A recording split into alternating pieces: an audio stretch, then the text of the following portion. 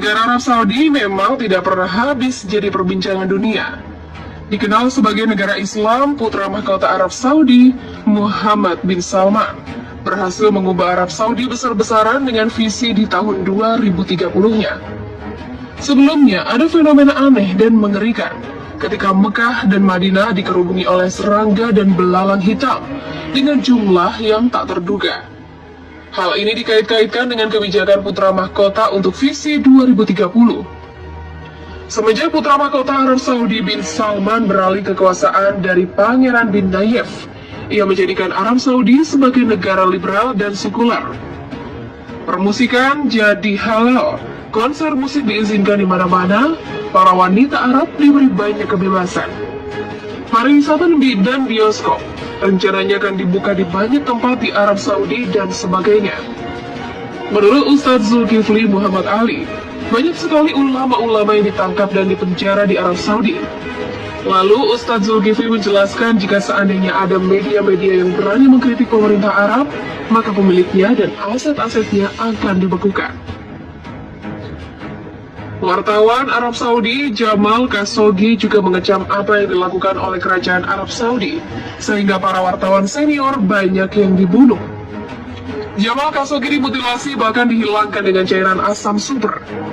Hal ini membuat Arab Saudi semakin tegas dalam mengekang para wartawan yang memberikan kritik. Jamal Khashoggi juga termasuk sebagai kritikus utama putra mahkota Arab Saudi dan juga pemimpin de facto Arab Saudi, yaitu Muhammad bin Salman.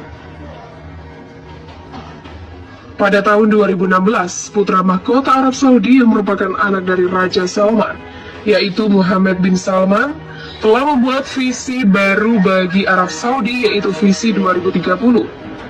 Hal ini menjadi kontroversi lantaran visi 2030 yang diluncurkan putra mahkota Arab Saudi, yaitu Muhammad bin Salman, telah melonggarkan alkohol hingga percampuran laki-laki dengan perempuan di Arab Saudi. Visi yang diberi nama visi 2030 itu telah direncanakan oleh putra mahkota Arab Saudi, Muhammad bin Salman pada tahun 2016 lalu. Dalam visi 2030 Arab Saudi, Muhammad bin Salman meluncurkan rencana reformasi dengan paket kebijakan ekonomi sera sosial yang dirancang untuk membebaskan kerajaan Arab Saudi dan ketergantungan pada ekspor minyak. Reformasi ini merupakan bagian dari program putra mahkota Arab Saudi, yaitu ASIC. Reformasi ini merupakan bagian dari program putra mahkota Arab Saudi, yaitu Muhammad bin Salman, untuk menarik investasi asing, menyapi ekonomi dan hidrokarbon, memperkuat sektor swasta, dan menciptakan lapangan kerja yang berkelanjutan bagi masyarakat Arab Saudi. Program ini juga bertujuan untuk meningkatkan partisipasi perempuan Arab Saudi dalam angkatan kerja hingga 30%. Mungkin bagian paling terkenal dari strategi visi 2030 Arab Saudi yang direncanakan putra mahkota, yaitu Muhammad bin Salman, adalah mega proyek mewah termasuk NEOM, kota futuristik senilai 500 miliar dolar, dan proyek hiburan juga olahraga mega bernama Hidiyah di Riyadh.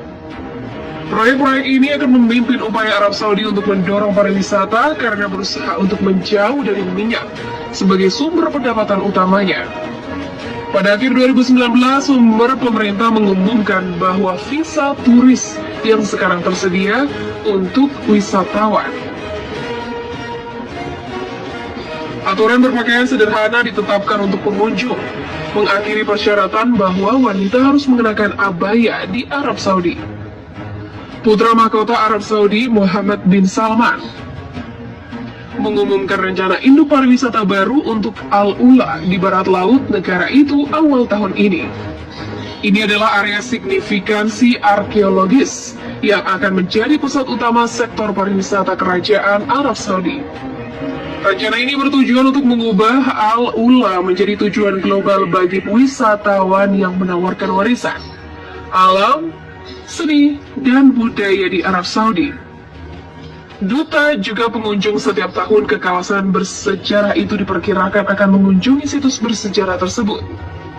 Tapi tidak semua bangunan besar dan memproyeksikan lingkungan. Visi 2030 dari Muhammad bin Salman juga mencakup reformasi sosial yang luas, terutama tentang posisi perempuan di Kerajaan Arab Saudi. Pemerintah Arab Saudi mencabut larangan mengemudi bagi perempuan pada Juni 2018.